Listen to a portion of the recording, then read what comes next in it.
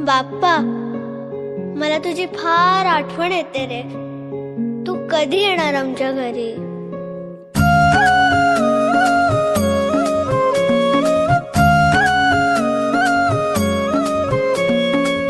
देवा तुझ्याच साठी उघडून दार, वाट पाहून झाली फार.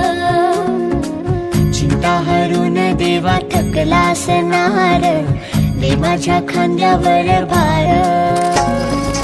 थोडा इथं टेकून जा, घास खाऊन माझ्या हातातला.